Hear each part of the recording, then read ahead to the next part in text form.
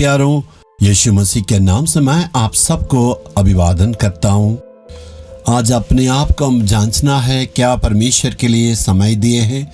सुबह उठ के या रात में सोने के पहले परमेश्वर के चरणों के पास आके दुआ प्रार्थना किए हैं और कहते मैं इतना व्यस्त रहता हूँ, मेरे पास बिल्कुल समय नहीं है।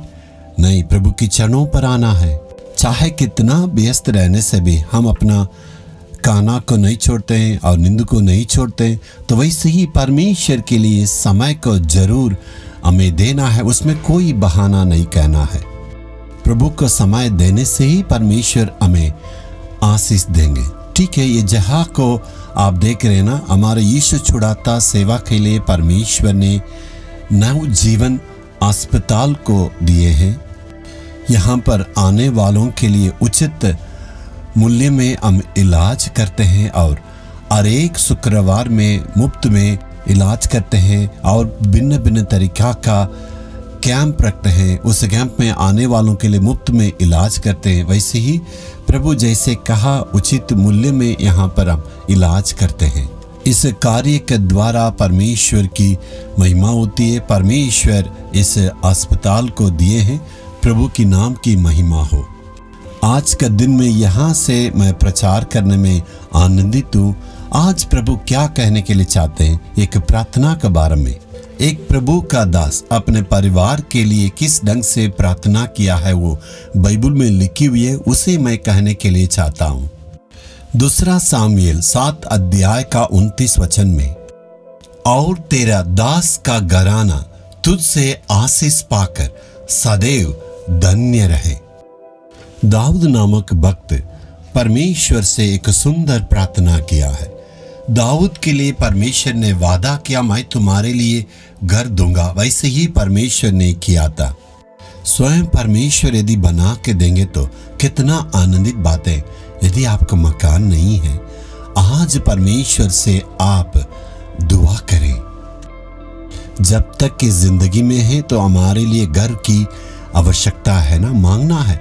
दाऊद मांगा था, परमेश्वर ने दाऊद के लिए घर बना के दिया। उसने ऐसे विनती किया, हे प्रभु तेरे आशीष से मेरा घर भरना है। घर में बहुत सारी चीजें आवश्यकताएं हैं।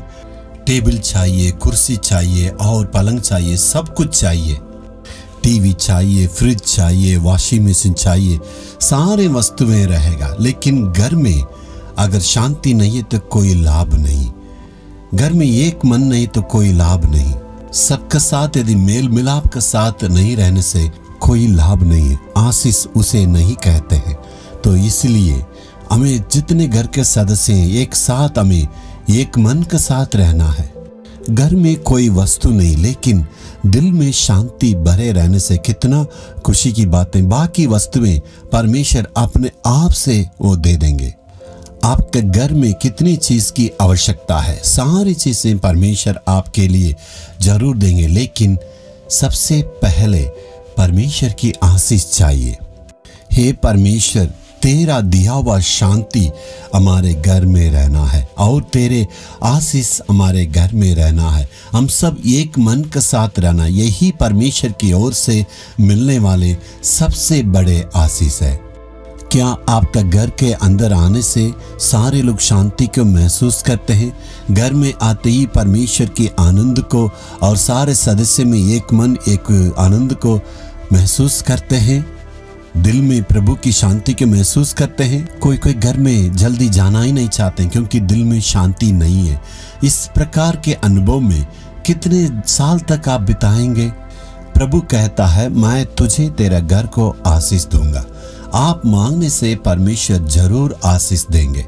आप परमेश्वर से पूरे बोझ के साथ प्रार्थना करेंगे, हे प्रभु मेरे जीवन में मेरे परिवार के सारे लोगों के अंदर ईश्वरीय शांति को देना है, एक मन एक चित्त को दें। ऐसे मांगने से एक परिवर्तन आएगा। आप कहते हैं हमने इतना कोशिश की है लेकिन मेरे घर में कोई शांति नहीं है, हमेशा झगड़ा ही है। इसका कारण शैतान है। हमेशा शैतान हमारे परिवार को तंग करना चाहता है, लेकिन प्रार्थना के द्वारा हम शैतान को जीत सकते हैं। प्रतिदिन परमेश्वर से प्रार्थना कीजिए। प्रतिदिन गीत गा के, स्तुति करके, प्रभु की उपस्थिति में दुआ करते रहने से परिवर्तन को आप देखेंगे। अभी तक पुरानी बातें आप भूल जाएं। इसके बाद हे प्रभु, हमारा घर हमारा नहीं, वो आपका है। ये सारी चीजें आपके द्वारा दी गई, तू इस पर संभालना है। क्या दुआ करेंगे? हे प्रभु, इसके बाद मेरे घर के सारे लोगों को और सारे परिवार के लोगों को मैं तेरे पास अर्पण करता हूँ। तेरे लहू के द्वारा हमारे परिवार को तू सुरक्षित रखना। तुझसे दिया हुआ शांति हमारे सारे लोगों के दिल में रहने के लिए यीशु के नाम से दुआ मांगता हूँ। आमीन, आमीन।